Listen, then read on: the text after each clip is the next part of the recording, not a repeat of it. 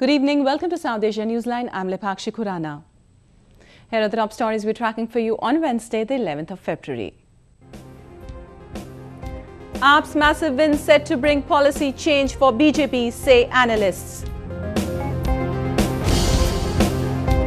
Sheikh Hasina refuses to hold talks with BNP, calls it terrorist party. And cricket goods manufacturers make profits in India ahead of World Cup.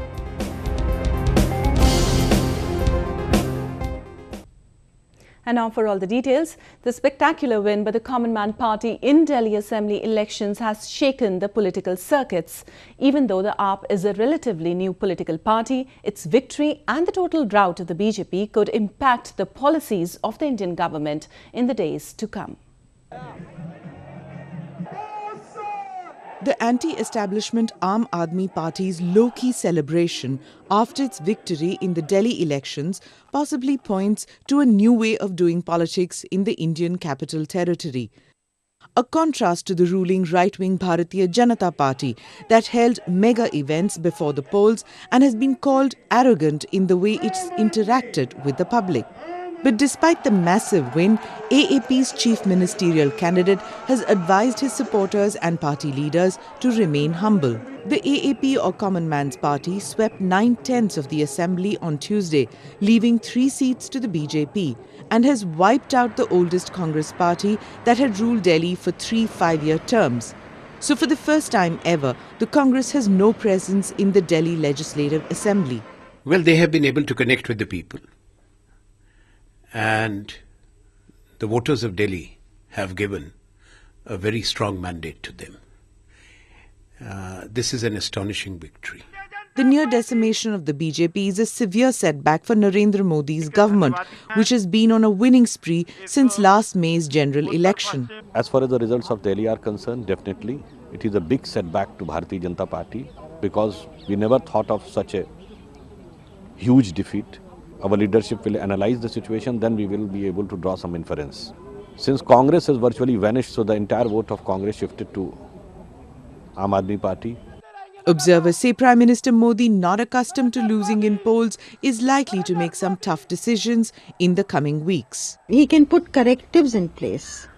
One of the things that has happened is that the checks and balances in decision making have gone.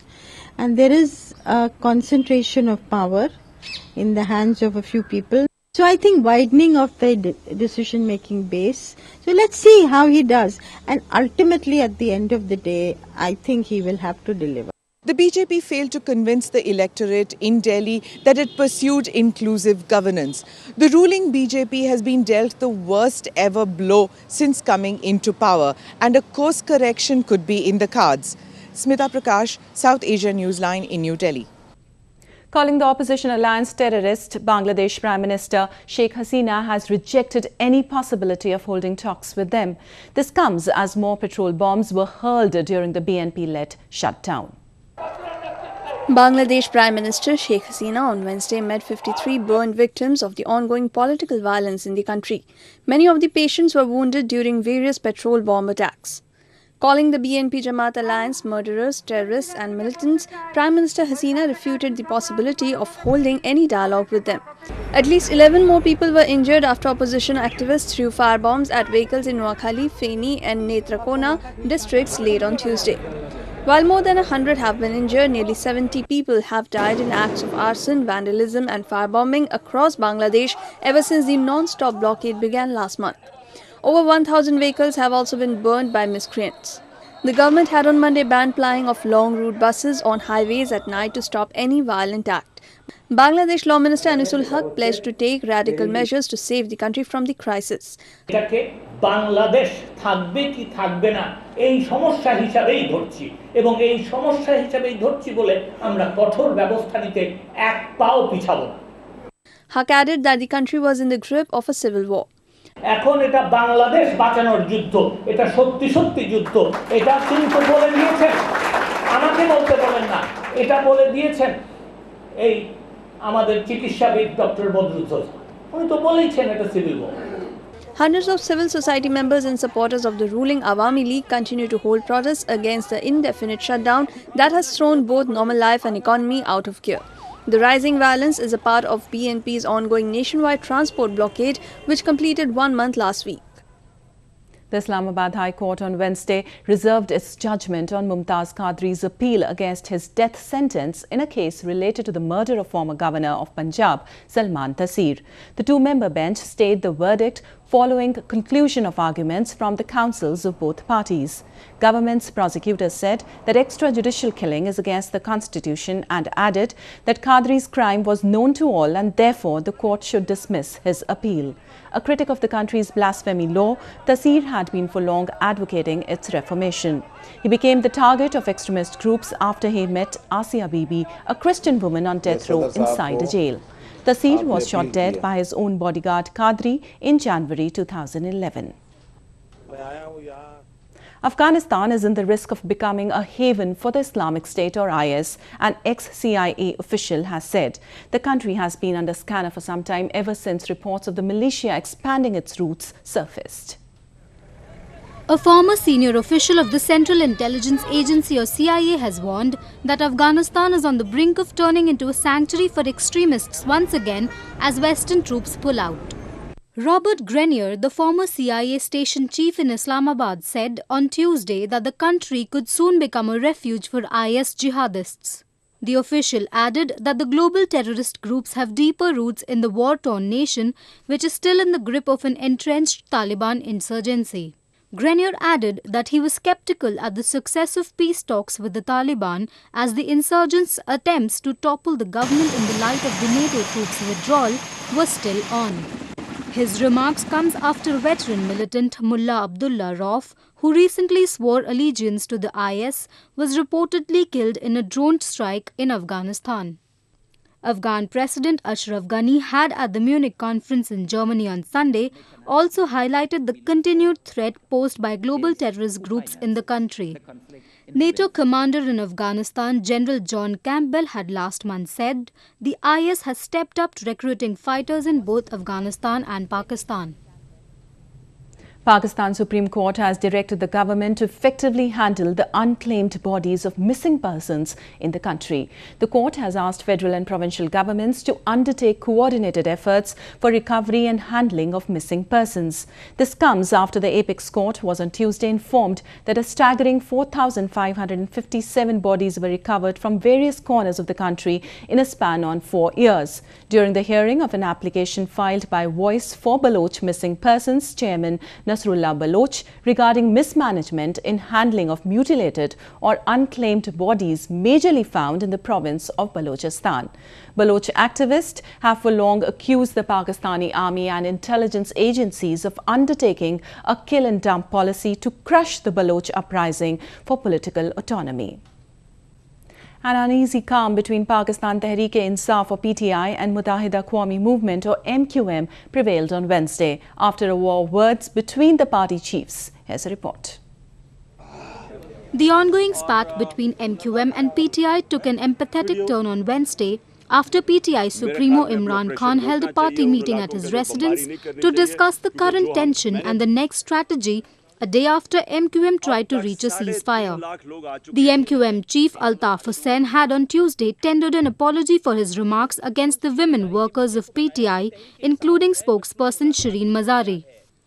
The war of words started between the two parties after the release of a joint interrogation team report implicating an MQM worker in a Karachi factory blaze that killed 250 workers. While the MQM termed the report biased, a female worker of PTI asked the government to take action against Hussain and his party. Hussain later used derogatory language against Khan's party workers while addressing his party over phone. Khan followed it up by lashing out at MQM and vowed to take Hussain to court. तो अभी गुस्सा पूरी तरह ठंडा नहीं हुआ जिस तरह की ज़बान इस्तेमाल किया हमारी ख्वातीन इसको कोई तमीज़ नहीं है बात करने की और जो जिस तरह की मैंने तो कभी सुनी नहीं किसी मुहज़्ज़ब इंसान कोई मीडिया के ऊपर ऐसी बात करते मैंने तो आज तक दुनिया में कहीं नहीं सुना. MQM held a massive rally in commercial hub Karachi on Tuesday to express solidarity with party chief Hussain and protest against Khan's statements. The rally, which started at MQM headquarters 90, passed through various streets of the port city on its way to the mausoleum of Pakistan's founder Muhammad Ali Jinnah. MQM leaders also hauled Hussain for being the first one to inform the nation of the menace of the Taliban and extremism. The PTI has, however, opposed the government's anti-Taliban crackdown ever since it began in June last year. As India gears up to get soaked in the upcoming Cricket World Cup, merchandise sales have soared up too. Let's take a look at how the cricket crazy nation is gearing up for the biggest season of the game. With the World Cup just round the corner, cricket fever has gripped the Indian subcontinent. And the biggest gainers seem to be the manufacturing units of cricket goods. With the shaping of cork into spherical cores to dull thuds of hammers on leather, sports factories in northern Meerut are bustling with motion. Scores of workers are hooked over their machines to meet the spiraling demand ahead of the tournament. In a bid to obtain rich rewards, manufacturers have intensified efforts to provide customers with many options to drive up their sales. It's the World Cup time, and this time of the year, there is a lot of positivity about business in the market. And obviously we're expecting the business to grow, and that's the reason why you see a lot of buzz in the factory. The sports factories across India churn out over 440,000 bats and 300,000 balls every year. Many traders are also whispering hope as they expectantly wait for the initial spark to ignite their sales and end the dry spell in their business, which would come with the kicking of the big league over the weekend. जैसे जैसे India की performance अच्छी आएगी तो उसमें cell भी बढ़ती जाएगी, बच्चों का उसकी तरफ ध्यान जाएगा ज़्यादा. अगर इंडिया नहीं जीतती है तो उसका करंट कम रहता है क्रिकेट में. The ICC Cricket World Cup 2015, which begins on Saturday, is being co-hosted by Australia and New Zealand. Defending champion India is set to face South Africa, West Indies, Zimbabwe and UAE, playing its opening match on February 15th against Pakistan. The other group comprises of Australia, England, New Zealand, Sri Lanka, Bangladesh, Afghanistan and Scotland. Rarely do we have Bollywood leaving a trail at cultural events, but when it does, things get bigger and better. Take a look at which latest film added glitter to this cultural fiesta. The audience who came to attend the Kala Ghoda festival in Mumbai was in for a surprise. Actor Abhishek Bachchan chose the cultural event to promote his latest production Shamitabh alongside leading lady Akshara Hassan. The cultural festival inculcates a kaleidoscope of music, dance, theatre, literature, street stalls, films and workshops. Bachchan said the festival was a special treat, hence he preferred his stage to bring forth his film. Kala Ghoda festival has always been very special to Mumbai, and thank you all for your support and giving us this opportunity to share this dais with everybody. Actor Kamal Hassan's younger daughter Akshara, who makes her debut with the film, urged the audience to watch her latest. Thank you for having me here, and like you said, please do watch our film and we hope you enjoy, and it's an honor being here and hope the festival goes as amazingly as it always does. Shamitabh, which opened last Friday, also stars legendary actor superstar Amitabh Bachchan and Tamil superstar Dhanush. It revolves around two individuals who collaborate to become major success in the industry. But as ego seeps in, it shatters the bond and every milestone they had built together. आप media के लोग तो एक आदमी की शक्ल और आवाज के बीच में भी नफरत पैदा कर सकते हैं. Well, that's the way it was in South Asia this evening. Before we conclude, the top stories once again. AAP's massive win set to bring policy change for BJP, say analysts. Sheikh Hasina refuses to hold talks with BNP, calls it terrorist party. And cricket goods manufacturers make profits in India ahead of World Cup.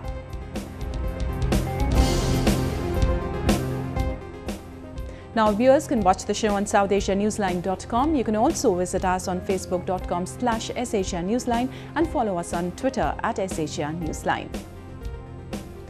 That's all in tonight's edition. We'll see you same time tomorrow. Good night.